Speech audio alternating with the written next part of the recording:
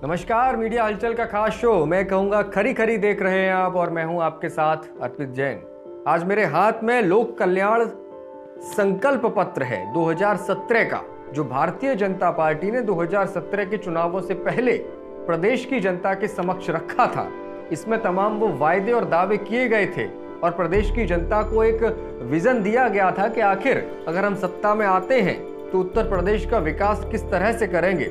तमाम वायदे जनता से किए गए थे, बेरोजगारों से किए गए थे, किसानों से किए गए थे।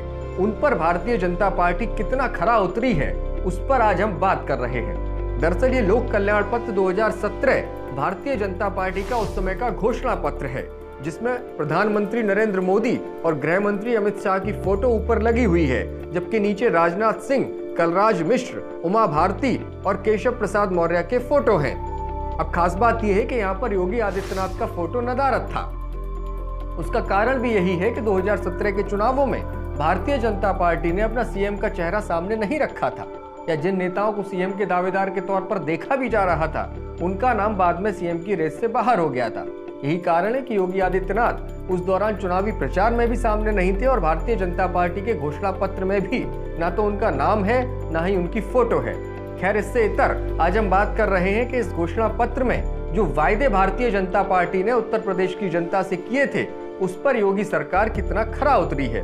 उन वायदों को आखिर भारतीय जनता पार्टी ने कितना पूरा किया है। ये संकल्प पत्र भी बड़ा मेहनत से मुझे मिला है, क्योंकि इसकी प्रति जब भारतीय जनता पार्टी के लोगों से मैंने मांगी तो वो मुझे नहीं मिल सकी, क्योंकि ये 2017 की बात है और 2017 से 2022 तक का जो अंतराल व्यतीत हो गया उसके बाद ये 2017 का जो संकल्प पत्र है वो कहीं गुम हो गया है। अब इसके वायदे तो कहीं गुम नहीं हो गए, उस पर आज चर्चा करेंगे।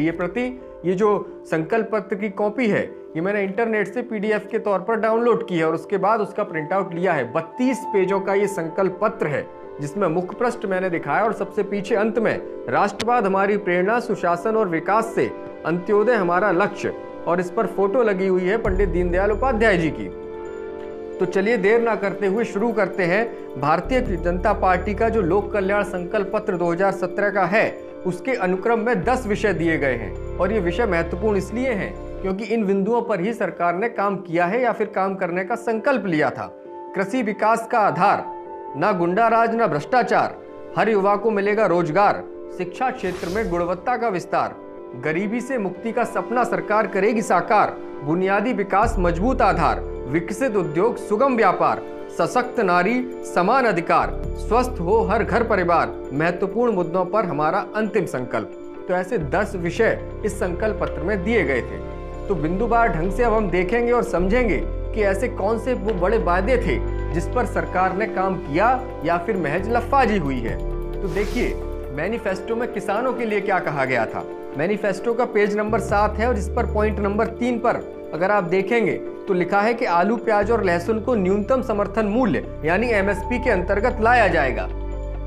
अब कितना बड़ा इसमें विरोधाभास रहा। केंद्र की सरकार एमएसपी को लेकर कानून लाने को तैयार नहीं थी।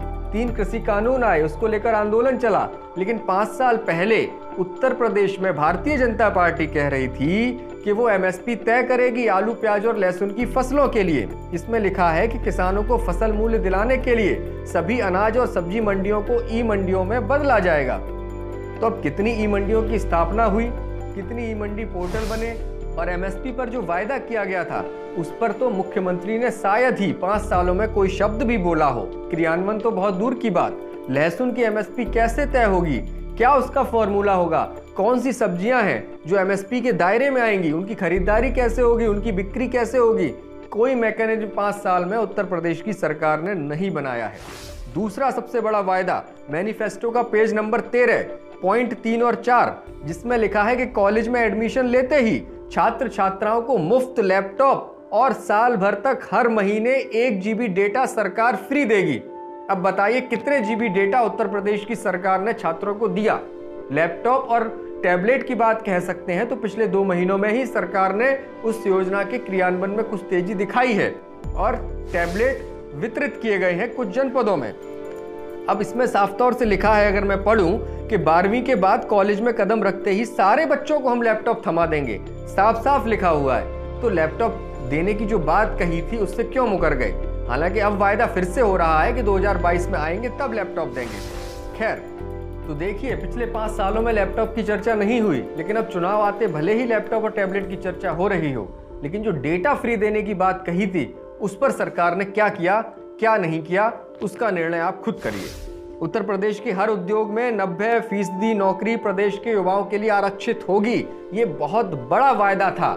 इस पर सरकार ने क्या किया?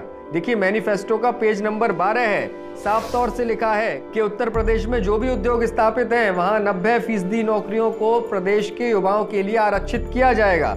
यानी कि साफ है कि जो भी उद्योग उत्तर प्रदेश में लगेंगे, जो भी नौकरियां उत्तर प्रदेश में निकलेंगी, उनमें 90% पद उत्तर प्रदेश के युवाओं के लिए ही आरक्षित होंगे।